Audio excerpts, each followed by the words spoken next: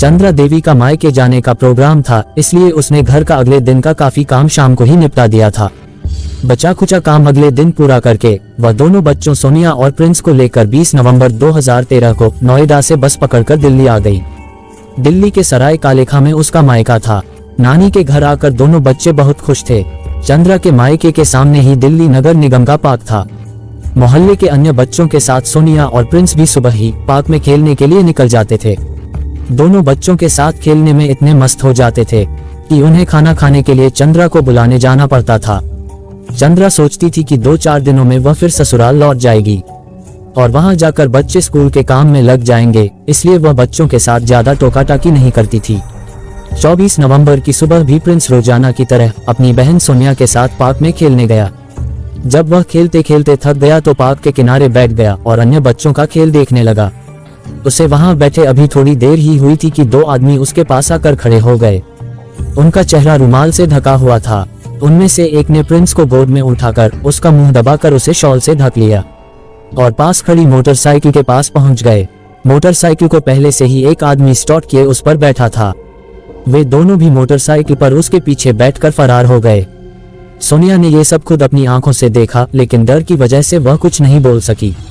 वह भागती हुई घर पहुंची और अपनी मां चंद्रा को बताया कि कुछ लोग मोटरसाइकिल पर आए थे और भैया को पकड़ कर ले गए। उनका मुंह ढका हुआ था। सोनिया की बात सुनकर चंद्रा जल्दी से अपने भाई नरेंद्र के पास पहुंची, जो अपने परिवार के साथ ऊपर वाले फ्लोर पर रहते थे। चंद्रा रोते हुए सोनिया द्वारा बताई गई बात अपने भाई नरेंद्र चौधरी को बता दी। हकीकत जानकर नरेंद्र के भी होश उड़ गए। वह फटाफट घर से बाहर निकला और प्रिंस को सभी संभावित जगहों पर ढूंढने की कोशिश की। मोहल्ले के जिन लोगों को पता चला वे भी उसे इधर उधर खोजने निकल गए। जब काफी देर की खोजबीन के बाद भी प्रिंस का कहीं पता नहीं चला तो चंद्रा नरेंद्र के साथ सनलाइट कॉलोनी थाने पहुंची। थाने में नरेंद्र चौधरी ने पुलिस को सारी बातें बताकर 7 वर्षीय प्रिंस का हुलिया बता दिया। पुलिस ने अज्ञात व्यक्तियों के खिलाफ भादंवी की धारा 363 के तहत अपहरण का मुकदमा दर्ज करके प्रिंस की तलाश शुरू कर दी। काफी कोशिशों के बावजूद पुलिस को प्रिंस का कहीं पता नहीं चल पा रहा था। चूंकि चंद्रा के पास प्रिंस की कोई तस्वीर नहीं थी, इसलिए तलाश करने में और भी ज्यादा असुविधा हो रही थी। प्रिंस को गायब हुए 24 घंटे से भी ज्यादा गुजर चुके थे। बेटे का कोई सुराग न मिलने पर चंद्रा की रो रो कर आंखें सूज गई थीं। 26 नवंबर की रात करीब 7:45 बजे पड़ोस में रहने वाले एक आदमी ने आकर नरेंद्र चौधरी को बताया, अभी अभी किसी ने मेरे मोबाइल पर फोन करके पूछा है कि आपके पड़ोस में कोई बच्चा गायब हुआ है क्या। नरेंद्र ने सोचा कि हो सकता है जिस आदमी ने फोन किया हो उससे प्रिंस मिल गया हो, इसलिए जिस नंबर से फोन आया था उन्होंने वह नंबर मिलाया, लेकिन उस नंबर का मोबाइल स्विच ऑफ था। थोड़ी देर बाद उसी पड़ोसी के नंबर पर फिर कॉल आई। इस बार नरेंद्र ने फोन रिसीव किया। क्या तुम्हारा कोई बच्चा अगवा हो गया है? दूसरी तरफ से फोन करने वाले ने पूछा। हाँ जी, मेरा भांजा अगवा हुआ है। आप जानते हैं उसके बारे में? नरेंद्र ने उत्सुकता से पूछा। अगर तुम्हें बच्चा सही सलामत और जिंदा चाहिए तो जैसा हम कहते हैं वैसा करो। दूसरी तरफ से फोन करने वाले ने कड़कती आवाज में कहा। हाँ जी, बताएं आप क्या चाहते हैं? नरेंद्र ने पूछा। फौरन 14 लाख रुपए का इंतजाम करो और बच्चा ले जाओ। और हाँ, एक बात ध्यान से सुनो, तुमने ज्यादा होशियारी की या पुलिस को कुछ भी बताया तो समझो बच्चा हाथ से गया। जी, मैं समझ गया। मैं पुलिस के पास नहीं जाऊंगा। आप लोग बच्चे को कुछ मत करना, मैं पैसों का बंदोबस्त कर दूंगा। लेकिन 14 लाख रुपए बहुत ज्यादा हैं, आप कुछ कम नहीं कर सकते? नरेंद्र ने गुजारिश करते हुए कहा। ठीक है, हम सोचकर बताते हैं, कहकर दूसरी ओर से फोन काट दिया गया। पैसे लेने के बाद भी अपहर्ता बच्चे को सही सलामत दे देंगे, इस बात पर नरेंद्र को विश्वास नहीं था, इसलिए उसने चुपके से फोन वाली बात पुलिस को बता दी। बच्चे के अपहरण की इस वारदात को पुलिस ने गंभीरता से लेकर क्राइम ब्रांच को सौंप दिया। एडिशनल डीसीपी भीष्म सिंह ने इस मामले को सुलझाने के लिए एसीपी राजाराम के निर्देशन में एक पुलिस टीम बनाई, जिसमें SI Ravindra Tevatia, Ravindra Verma, N S. Rana, ASI Dharmendra, head constable Vikram Dutt, Ajay Sharma, Dinesh, constable Mohit, Manoj, Prempal, Surendra, Rakesh, Devendra, Kusumpal, Udayram और सुरेंद्र आदि को शामिल किया गया। पुलिस टीम ने सबसे पहले उस मोबाइल फोन की जांच की जिससे अपहर्ताओं ने फोन किए थे। इससे पता चला कि उसकी लोकेशन सराय कालेखां की आ रही थी। बच्चा सराय कालेखां से ही उठाया गया था और उसी इलाके में अपहर्ताओं के फोन की लोकेशन आ रही थी। पुलिस को लगा कि बच्चे को शायद वहीं कहीं छिपा कर रखा गया है। इसलिए पुलिस ने वहां के हर घर की तलाशी लेनी शुरू कर दी, लेकिन वहां बच्चा नहीं मिला। पुलिस के पूछने पर प्रिंस के घर वालों ने अपने एक परिचित पर शक जताया, जिसके बाद पुलिस ने उस परिचित को हिरासत में लेकर पूछताछ की, लेकिन उससे कोई सुराग हाथ नहीं लग पाया तो पुलिस ने उसे छोड़ दिया। अगले दिन यानी 27 नवंबर को दोपहर करीब 12 बजे अपहर्ता ने फिर से उसी पड़ोसी के मोबाइल पर फोन किया, लेकिन इस बार उन्होंने किसी दूसरे नंबर का इस्तेमाल किया था। कॉल नरेंद्र चौधरी ने रिसीव की। फोन करने वाले ने नरेंद्र चौधरी से सीधे पूछा, पैसों का इंतजाम हो गया या नहीं? जी, हमने पैसों का इंतजाम कर लिया है। आप ये बताइए कि पैसे लेकर हम कहाँ आए? बिना कुछ कहे ही दूसरी तरफ से फोन कट गया। बाद में नरेंद्र ने वह नंबर कई बार मिलाया, लेकिन हर बार स्विच ऑफ मिला। अब उन लोगों के अगले फोन का इंतजार करने के अलावा नरेंद्र के पास कोई दूसरा उपाय नहीं था। उसी दिन शाम को करीब 4 बजे फिर कॉल आई। इस बार भी अपहर्ता ने पैसों के इंतजाम के बारे में पूछा। नरेंद्र ने पैसे तैयार होने की बात कर पूछा कि पैसे कहाँ पहुँचाने हैं। अपहर्ता ने सिर्फ इतना ही कहा कि जगह बाद में बताएंगे। इस बार भी नए नंबर से कॉल आई थी। नरेंद्र ने यह बात भी जांच टीम को बता दी, क्योंकि अपहर्ताओं की तरफ से जो भी फोन आए वह पड़ोसी के ही मोबाइल पर आए थे, इसलिए पुलिस को शक हो रहा था कि बच्चे को अगवा करने में किसी जान पहचान वाले का हाथ हो सकता है। 28 नवंबर को दोपहर 12 बजे के करीब अपहर्ताओं का फोन फिर आया। उन्होंने कहा, पैसे लेकर हजरत निजामुद्दीन रेलवे स्टेशन पहुंचो, वहां से 5 बजे बल्लभगढ़ जाने वाली ट्रेन पकड़ो। 5 बजे के बाद हम फिर फोन करेंगे। नरेंद्र ने ये जानकारी पुलिस को दी तो सादा कपड़ों में पुलिस भी उसके साथ हो गई। पुलिस ने एक बैग में नोटों के बराबर कागज की गड्डियां रखकर नरेंद्र को दे दी। बैग लेकर वे लोग हजरत निजामुद्दीन स्टेशन से बल्लभगढ़ जाने वाली ट्रेन में बैठ गए। जिस मोबाइल पर अपहर्ताओं का फोन आया था वह फोन नरेंद्र ने अपने पास रख लिया था। ट्रेन ओखला स्टेशन से निकली ही थी कि अपहर्ताओं का फिर फोन आ गया। अपहर्ताओं द्वारा उन्हें फरीदाबाद रेलवे स्टेशन पर उतरने के लिए कहा गया। फरीदाबाद स्टेशन पर उतरने के 10 मिनट बाद उन्होंने फोन करके नरेंद्र को बताया कि वह दोबारा ट्रेन पकड़कर हजरत निजामुद्दीन रेलवे स्टेशन पहुंच जाएं। नरेंद्र ने ऐसा ही किया। हजरत निजामुद्दीन पहुंचने के बाद फिर अपहर्ताओं का फोन आया कि वह ट्रेन पकड़कर वापस फरीदाबाद आ जाएं। नरेंद्र और पुलिस टीम के जवान फिर से फरीदाबाद के लिए ट्रेन में बैठ गए। वे लोग इधर से उधर भाग कर परेशान हो गए थे, लेकिन बच्चे की खातिर वे अपहर्ताओं के इशारों पर नाचने को मजबूर थे। ट्रेन में बैठने के 5 मिनट बाद ही नरेंद्र के पास फिर से फोन आया। इस बार अपहर्ताओं ने कहा, तुगलकाबाद में पैसों का बैग चलती ट्रेन से नीचे फेंक देना। आप लोग कोई एक जगह बताओ, हम आपको वहीं पैसे दे देंगे। इस तरह से परेशान मत करो, हम वैसे भी बहुत परेशान हैं। नरेंद्र ने गुजारिश की, अगर बच्चा जिंदा चाहिए तो जैसा हम कहते हैं करते रहो, वरना बच्चे से हाथ धो बैठोगे। नहीं, आप बच्चे को कुछ मत करना। और हाँ, आप लोग हमें बच्चे की आवाज सुना दो, जिससे हमें विश्वास हो जाए कि बच्चा तुम्हारे पास ही है।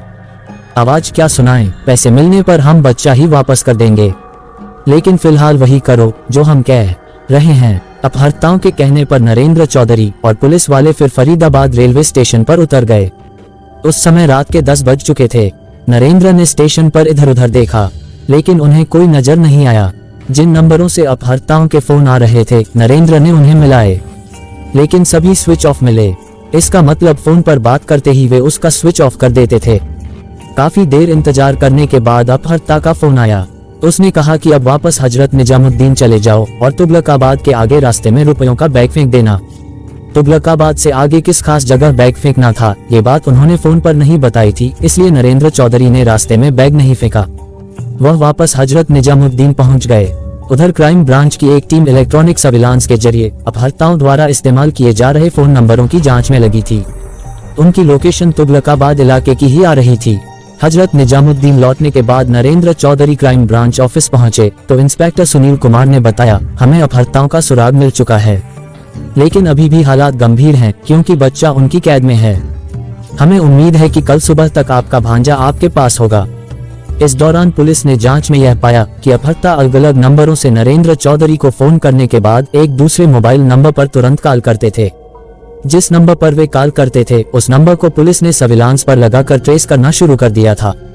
उस नंबर की लोकेशन बदरपुर बॉर्डर स्थित बाबा मोहननगर की आ रही थी और वह नंबर सराय कालेखा निवासी रविंद्र के नाम पर लिया गया था। एक पुलिस टीम उस पते पर पहुंची तो वहां रविंद्र नहीं मिला। पुलिस ने अपने कुछ खास मुखबिरों को भी बाबा मोहननगर इलाके में लगा दिया। इसी दौरान एक मुखबिर ने पुलिस को सूचना दी कि बाबा मोहनंगा की गली नंबर 6 स्थित मकान नंबर 21 की पहली मंजिल पर कुछ लोग ठहरे हुए हैं। उनके साथ 2 औरतें और एक बच्चा भी है। मुखबिर द्वारा दी गई जानकारी पुलिस के लिए बहुत खास थी, इसलिए इंस्पेक्टर सुनील कुमार ने तुरंत SI Ravindra Tevatia, Ravindra Verma, N S. Rana, constable Mohit और मनोज को बदरपुर के बाबा मोहनंगा इलाके में भेज दिया। उस समय रात के 12 बजने वाले थे। पुलिस टीम मुखबिर द्वारा बताए पते पर पहुंच गई। पुलिस को वहां पर बबीता और अंजलि नाम की 2 युवतियां मिली। वहीं पर एक कोने में दरासमा एक बच्चा भी बैठा था। पुलिस ने तुरंत उस बच्चे को अपनी सुरक्षा में लेकर उसका नाम पूछा तो उसने अपना नाम प्रिंस बताया। प्रिंस को सही सलामत बरामद करके पुलिस बहुत खुश हुई। पुलिस ने दोनों युवतियों से उनके साथियों के बारे में पूछा तो उन्होंने पुलिस को सब कुछ बता दिया। उनकी निशानदेही पर पुलिस ने पहले तो बाबा मोहनंगा की ही एक जगह से रविंद्र को गिरफ्तार किया, फिर उसके साथी संदीप और अनिल को सिब्बल सिनेमा के पास से धर दबोचा। 5 आरोपियों को पुलिस टीम क्राइम ब्रांच ले आई। इंस्पेक्टर सुनील कुमार ने नरेंद्र चौधरी को फोन करके बुला लिया। नरेंद्र और चंद्रा रात के 1 बजे ही क्राइम ब्रांच पहुंच गए।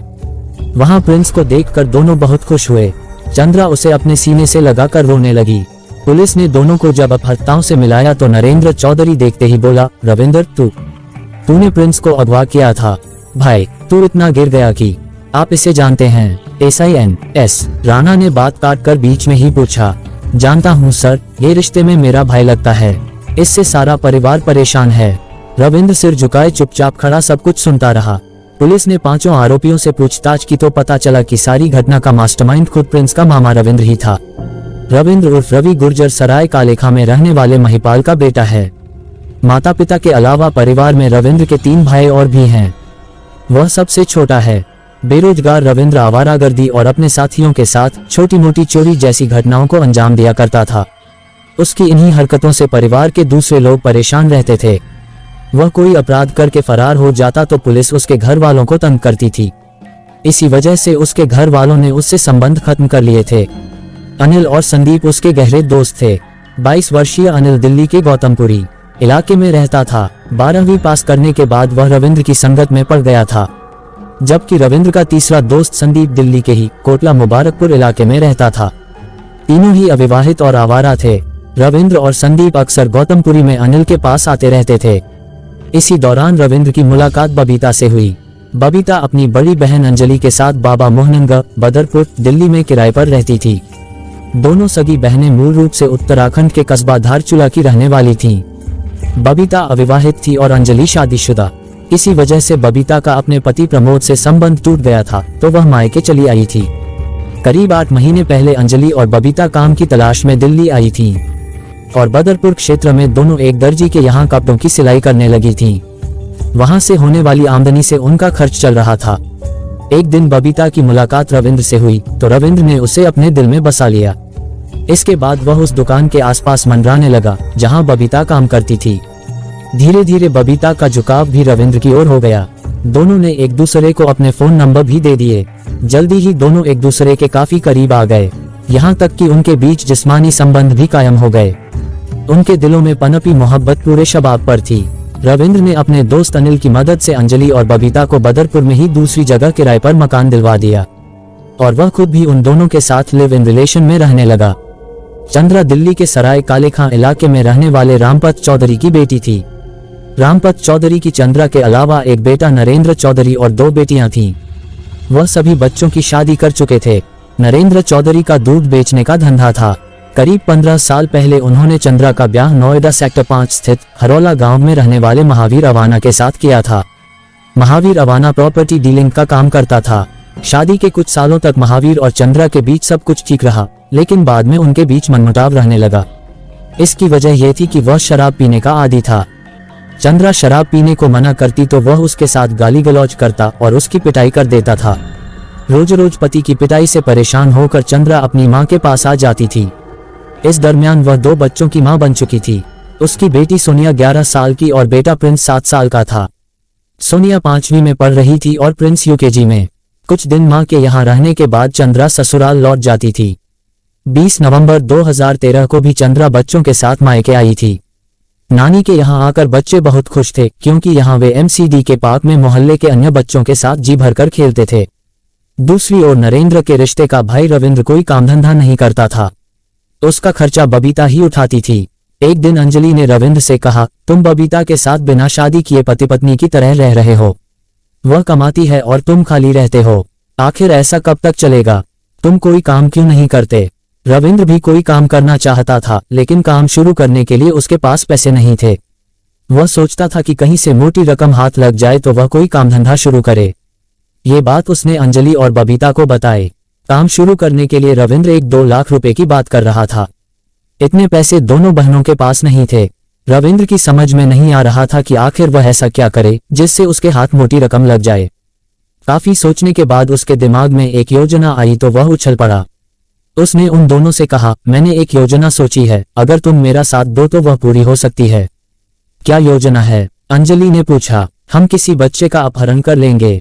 फिरौती में जो रकम मिलेगी उससे हम कोई अच्छा काम शुरू कर सकते हैं। काम जोखिम भरा है, लेकिन अगर सावधानी से किया जाएगा तो जरूर सफल होगा। काम हो जाने पर हम दिल्ली से कहीं दूर जाकर अपनी दुनिया बसा लेंगे। अगर कहीं पुलिस के हत्थे चढ़ गए तो सारी उम्र जेल में चक्की पीसनी पड़ेगी।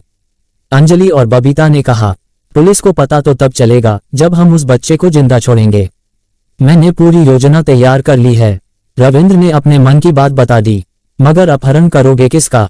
सराय कालेखा में नरेंद्र की बहन चंद्रा अपने बच्चों के साथ आई हुई है। मैं चाहता हूं कि नरेंद्र के भांजे प्रिंस को किसी तरह उठा लें। उससे हमें मोटी रकम मिल सकती है। बबीता और अंजलि भी उसकी बात से सहमत हो गईं। रविंद्र प्रिंस की लाश को ठिकाने लगाने के लिए बड़ा सा एक ट्रैवलिंग बैग भी ले आया। इसके बाद रविंद्र ने अपने दोस्तों अनिल और संदीप को भी पैसों का लालच देकर अपहरण की योजना में शामिल कर लिया। संदीप के पास पल्सर मोटरसाइकिल थी, उसी से तीनों ने अपहरण की वारदात को अंजाम देने का फैसला किया। इन लोगों ने तय किया कि फिरौती मिलने के बाद वे बच्चे को मौत के घाट उतार देंगे और उसकी लाश के टुकड़े टुकड़े करके बैग में भरकर बदरपुर के पास वाले बूचड़ खाने में डाल देंगे। पूरी योजना बन जाने के बाद तीनों प्रिंस को अगवा करने का मौका देखने लगे।